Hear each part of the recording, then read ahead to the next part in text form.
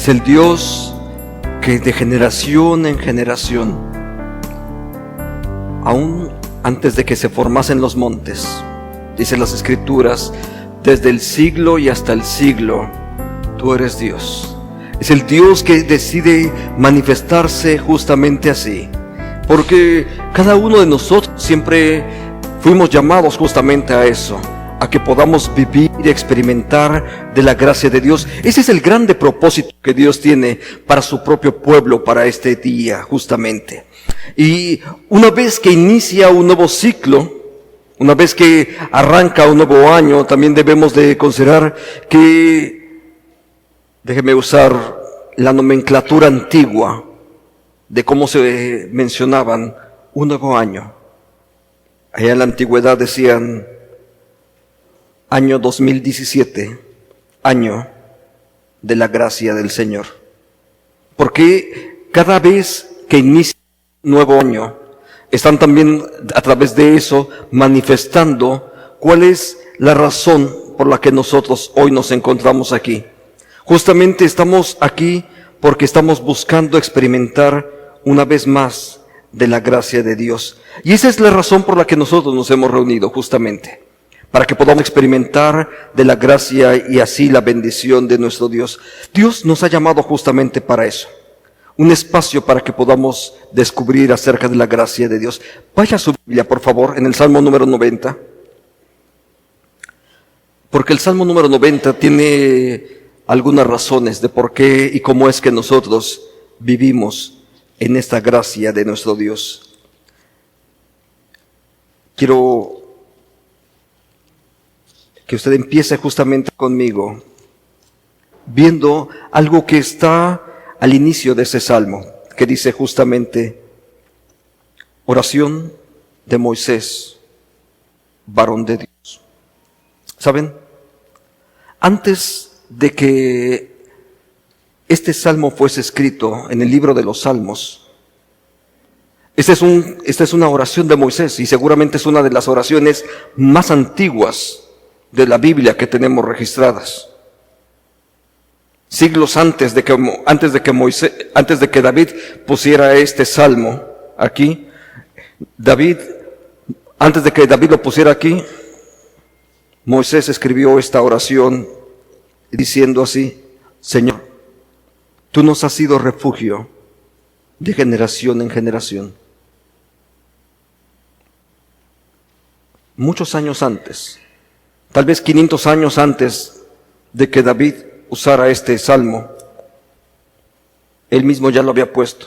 Y él había dicho, Moisés había dicho 500 años antes de que se formasen los montes y formase la tierra y el mundo, desde el siglo y hasta el siglo, tú eres Dios. Es la forma en cómo Moisés estaba percibiendo las cosas. Y lo que estaba haciendo es, desde la eternidad, Dios es el que se ha mantenido fiel y Dios ha sido nuestro refugio. 500 años antes.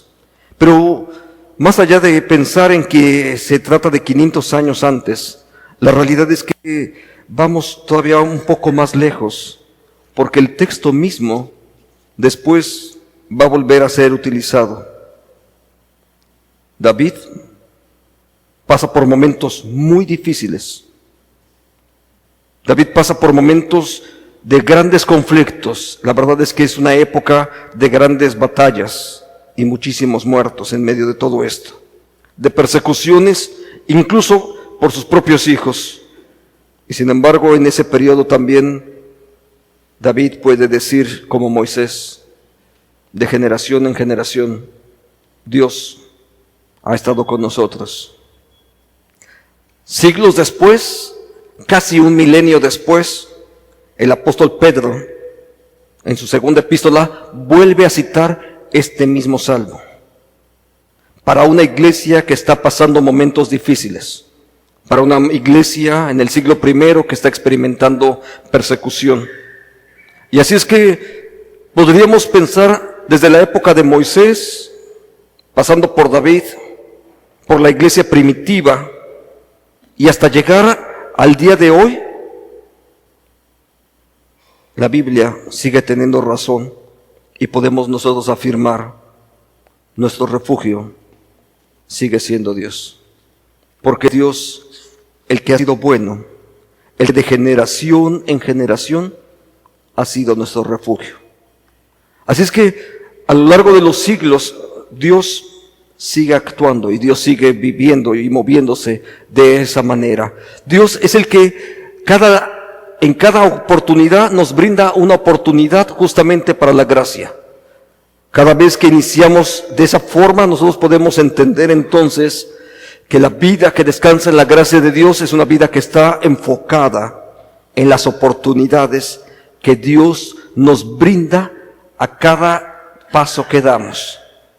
¿Sabes? Cuando tu vida está enfocada en la gracia de Dios, entonces tu vida va a estar a punto de descubrir en cada oportunidad nuevas oportunidades para que donde la gracia de Dios está siendo manifestada, nuevos espacios de bendición donde Dios quiere hacerlo.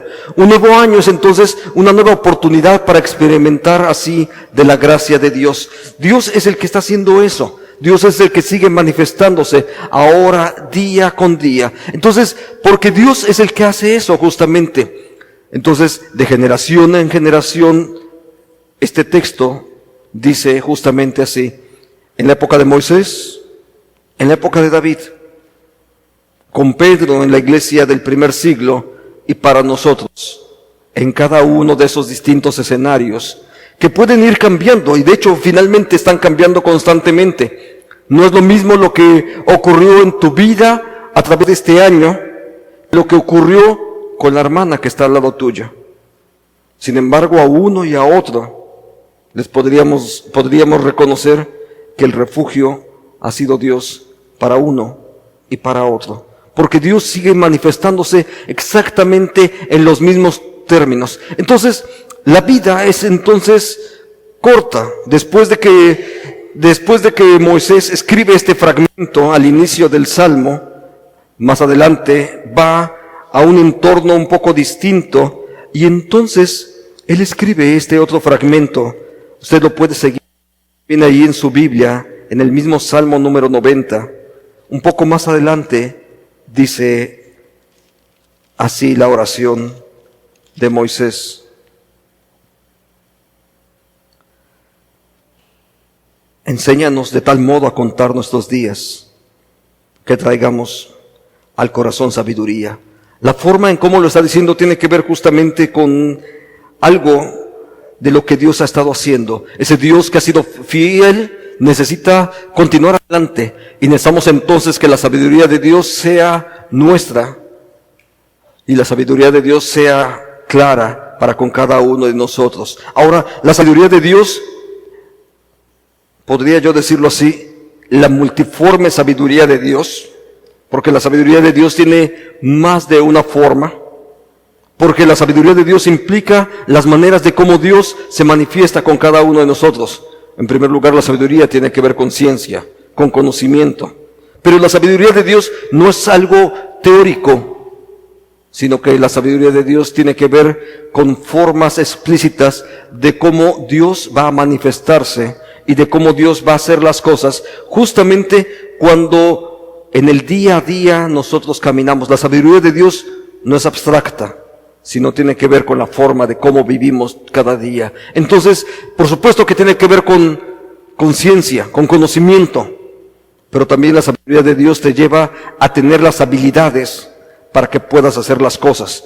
Solamente es que sepas, sino que también seas capaz de hacer las cosas. Y la sabiduría de Dios todavía va un poquito más lejos, porque es la que te permite generar los elementos necesarios para la organización. Una vida que camina con Dios, que va con la sabiduría de Dios, también es una vida organizada, que no simplemente está improvisando, porque no solamente es saber hacer, sino que también entonces empieza a organizar las cosas, porque es la manera de cómo Dios decide manifestarse. Entonces, observa a las personas que caminan con Dios. Personas que caminan con Dios, las que durante muchos años han caminado con Dios, también aprenden a no improvisar, sino que están organizando justamente las cosas. Un elemento más tiene que ver con la astucia. Una palabra que aparece pocas veces en la Biblia, pero que se refiere a la forma de cómo Dios se maneja.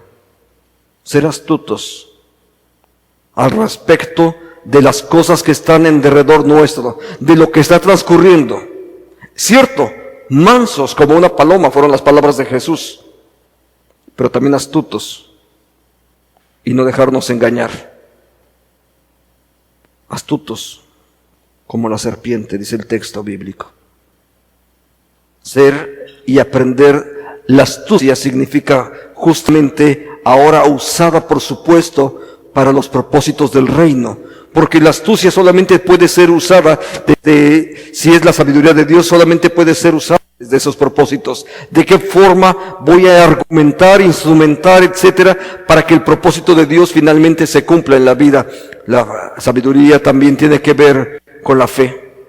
Porque la fe es una manera de cómo cada uno de nosotros vivimos y caminamos. La fe tiene que ver con ese grande propósito de Dios por el cual la fe y la sabiduría siempre van de la mano. La fe, recuerde, nunca puede ser ignorante. La fe necesita ser instruida, guiada. No podemos tener una fe ciega. Una fe ciega se convierte fácilmente en algo idólatra.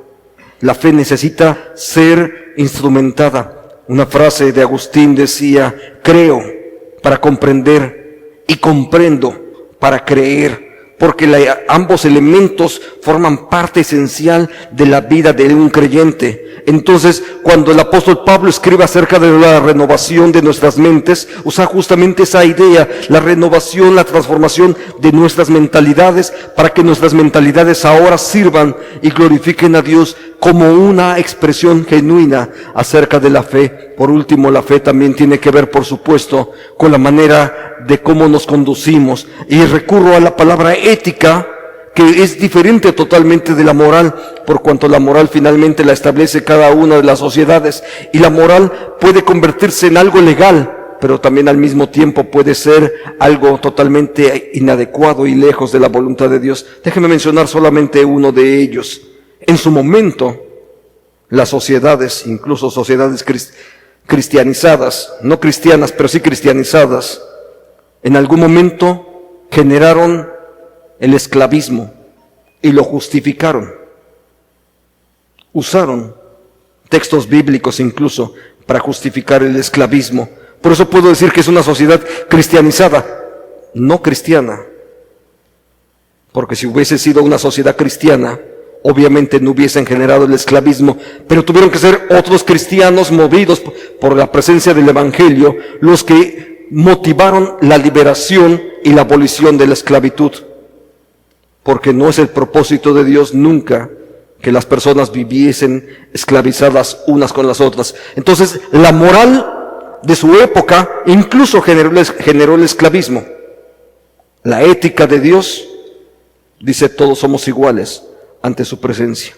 Entonces, por eso prefiero hablar de la ética, y la palabra, la sabiduría, tiene que ver justamente con la ética, donde la ética es producto de una relación con Dios y no simplemente del establecimiento de un estatus asumido o dirigido por las personas que están a nuestro lado.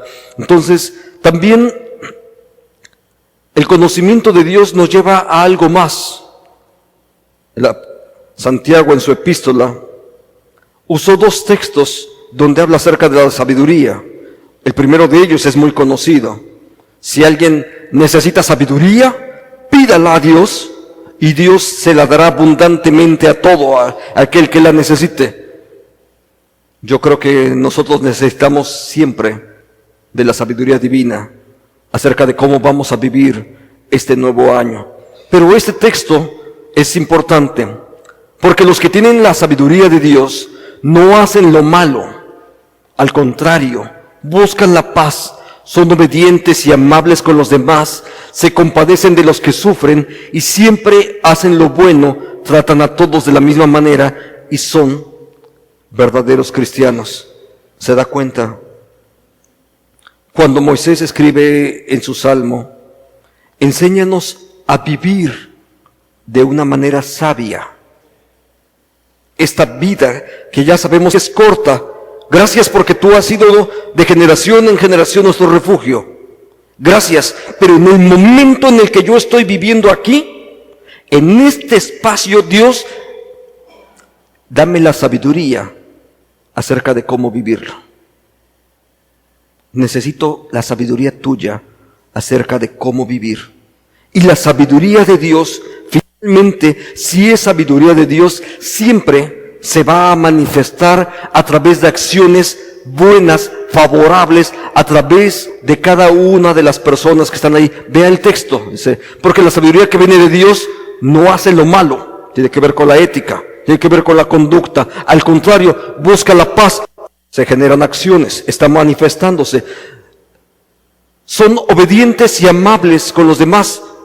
Genera relaciones y genera relaciones basadas justamente en la puesta en práctica del principio bíblico para nuestra propia vida, para que en lo cotidiano ahí estemos los haciendo. Son con los demás y se compadecen de los que sufren. La sabiduría te lleva a distintos componentes éticos que tienen que ver con la misericordia, con la justicia, con la bondad. Todo eso tiene que ver con la sabiduría de Dios y siempre hacen lo bueno, tratan a los demás de la misma manera. La sabiduría de Dios, por supuesto, es algo que todos necesitamos para nuestro diario vivir. Ahora, el mismo Moisés también escribió una promesa para un momento en el que el pueblo está pasando a una nueva etapa. Está en el libro del Deuteronomio, capítulo 31. Quiero que la lean conmigo. Vamos a leer esta promesa juntos. Y Jehová va delante de ti, Él estará contigo, no te dejará, ni te desamparará, no temas, ni te intimides. Amén. Quiero que hoy salga de este culto usted con esa promesa. Jehová va delante de ti. No temas. Seguro que has escuchado muchas historias de terror en estos últimos días acerca del año 2017. Digo, son las noticias, pero para algunos son historias de terror. Seguro que las has escuchado. ¿Sabes? Esta promesa Dios se la hizo al pueblo en un momento específico de su historia. Termina el tiempo que están en el desierto y van a caminar hacia la tierra prometida. Y cuando tienen que caminar hacia la tierra prometida, hacia un escenario que finalmente desconocen y solamente han escuchado algunas cosas que incluso en el tiempo anterior les impidieron llegar a la tierra prometida. Hacía muchos años atrás habían enviado exploradores, habían enviado gente a esa tierra que Dios les había prometido, y cuando escucharon las noticias se congelaron de miedo y dijeron, no vamos a poder, es una tierra habitada por gigantes, nosotros no vamos a poder ahí. Y por su incredulidad, al descansar en las promesas de Dios, se quedaron congelados y durante 40 años vagaron en el desierto. Dios abre una nueva puerta, un nuevo escenario, como para nosotros hoy representa un nuevo año, un nuevo escenario, una nueva oportunidad para que disfrutemos de las bendiciones y de la gracia de Dios. Y entonces Dios le dice a ese pueblo y hoy a nosotros, yo voy, Jehová va delante de ti. Eso es algo que Dios va a hacer para con su pueblo. Es el Dios que va a estar caminando ahora con su pueblo. Ahora, porque la vida es movimiento, porque la vida consiste justamente en un estarse moviendo, en un estar en un constante movimiento. Nuestro Dios también en sus planes, Él quiere llevarnos siempre un paso más allá. Y la promesa de Dios es que Él va a estar con nosotros en ese proyecto al que Él nos está empujando. ¿Sabe? El pueblo de Dios realmente pasó de esos 40 años que habla de la Biblia, que pasaron en el desierto, 38 años los pasaron muy cerca de la tierra prometida. Muy cerca de la tierra prometida. El lugar donde el campamento de Israel estuvo durante 38 años, estaba ahí, muy cerca de la tierra prometida. Pero en el desierto, en Cades Barnea, ahí estaban durante 38 años, a un paso de la bendición, pero se quedaron a un paso de la bendición. Y el propósito de Dios no es que te quedes a un paso de la bendición. El propósito de Dios es que avances por la fe, ese paso que te falta, para que puedas experimentar la bondad de Dios, para que puedas experimentar su misericordia. No es el propósito de Dios que te quedes aquí, en ese escenario de desierto donde Dios había tenido que dejar a su pueblo por causa de su incredulidad. El propósito de Dios es que camines ese paso más y que puedas experimentar así de la bondad del Señor. Entonces Dios siempre va a querer llevarnos un paso más hasta que cada uno de nosotros experimentemos de la bondad de Dios. No nos conformemos y no nos conformemos a una vida que está abajo del nivel que Dios quiere para con cada uno de nosotros. El proyecto de Dios era llevar a su pueblo a una tierra, se recuerda posiblemente la frase, a una tierra que fluye leche y miel, una tierra de prosperidad. Ese era el plan de Dios, y Dios quiere para su pueblo llevarte a un entorno donde experimentes de su bendición. Ese es el plan de Dios, que tú experimentes bendición. No te conformes con menos de lo que Dios ya planeó para ti. No te conformes con menos, porque Dios ya lo planeó para ti. La promesa no se basa entonces en cosas que nosotros queremos, sino en lo que Dios ya planeó para nuestra propia vida. Y Dios planeó cosas grandes para nuestra propia vida. Se trata de promesas y retos, eso es cierto. Déjeme poner, y a propósito lo puse así, con una palabra grande, la promesa, y la palabra reto con una frase con letras más pequeñas, por una razón. ¿Sabes? A esa tierra, a este año que estás por arrancar, allá había gigantes. Pero Dios dijo que estaría con ellos. Es la tierra que fluye leche y miel, es cierto. Pero también es una tierra de gigantes. Es cierto que allí era el lugar que Dios había decidido, y eso que era un espacio para bendición. Eso es cierto. Pero también había ciudades amuralladas. También había obstáculos. Pero iban a caminar e iban a lograrlo por una sola razón, porque Jehová iba delante de ellos. Esa es la razón por la que iban a poder triunfar. Por eso las palabras de Él: no temas. Dios va delante de ti. Dios es el que está actuando delante de ti. Es Dios el que está moviéndose. Es Dios el que está actuando para que tú experimentes bendición. Es Dios el que va delante de ti. Entonces, es Dios el que va a hacer las cosas. El libro de los Salmos lo expresa en esta frase del Salmo 108. En Dios haremos proezas. Porque no depende, ni voy con mis propias fuerzas y capacidades. Voy a caminar este nuevo año confiando en que Dios va delante de mí. No soy yo solamente. ¿Sabes? Es como tratar de caminar por aquí donde el escenario está abierto, donde hay todo un pasillo donde yo puedo caminar, por aquí puedo caminar fácilmente. Pero ¿qué tal si yo tuviese que caminar por este escenario donde hay obstáculos en caminar?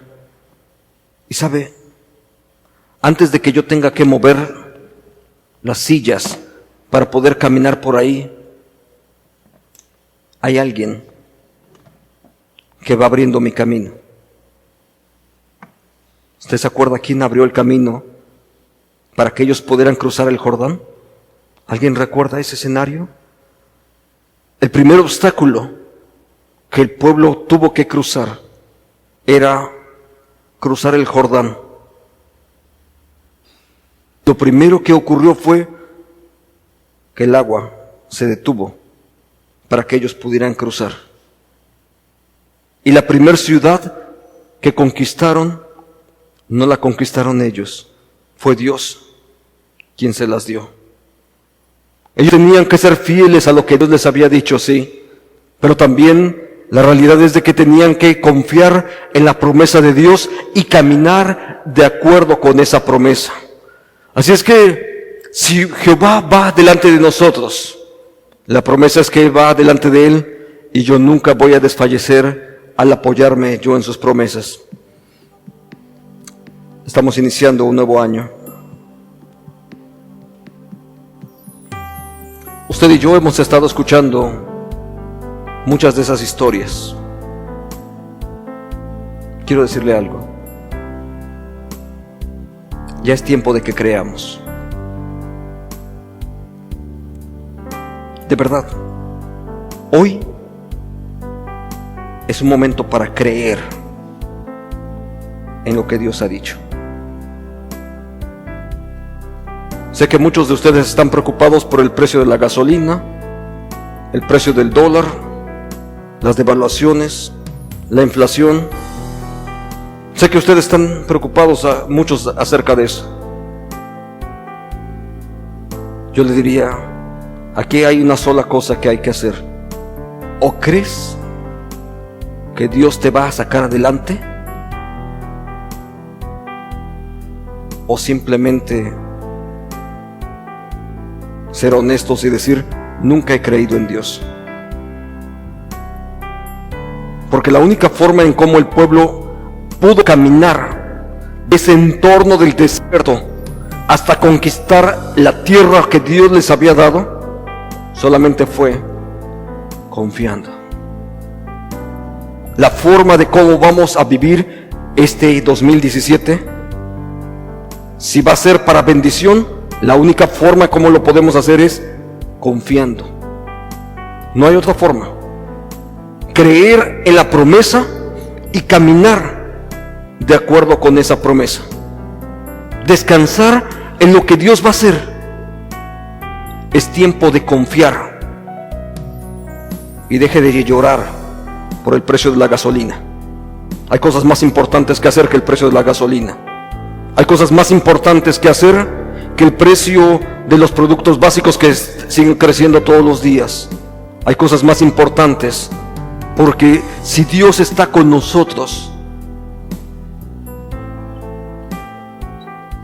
¿lo quieres repetir más fuerte? Si Dios está con nosotros, ¿quién contra nosotros? Oremos. Padre, Dios y Señor nuestro, gracias. Gracias, Señor, porque tú decidiste caminar delante de nosotros. Porque tú decidiste, Señor, colocarte no a nuestro lado, Señor, sino ser tú quien abre el camino por el cual habremos de poder transitar. Bendecimos el nombre tuyo, Señor, y te damos gracias por lo que tú harás en este tiempo. Bendecimos, Señor, tu nombre, porque tu promesa dice, Jehová irá delante de ti. Y en esa promesa, Señor, queremos descansar en este día, sabiendo que tú vas delante de nosotros y que tú eres quien allanará el camino, Señor. Queremos vivir este año 2017 por esa promesa, creyendo y sabiendo que Jehová nuestro Dios va delante de nosotros. Por eso no temeremos ni desmayaremos, no por nuestras fuerzas, sino porque tú vas delante de nosotros. Bendecimos tu nombre, Señor, y hoy queremos hacer nuestra esta promesa tuya, Señor, de que siguiendo tus pasos, de que siguiendo tu caminar, serás tú el que nos conduzca hacia ese entorno de prosperidad y de bendición al cual tú quieres llevarnos. No permitas que nos conformemos con menos de lo que tú ya planeaste para nuestra vida, sino que al contrario, Señor, pidamos cada día la sabiduría necesaria para vivir en este mundo donde tú nos has colocado. Enséñanos de tal modo a contar nuestros días que los vivamos con sabiduría, y así honrarte y darte a ti la gloria. Te bendecimos en el nombre de Jesucristo. Amén y amén, Señor. Gracias, Padre.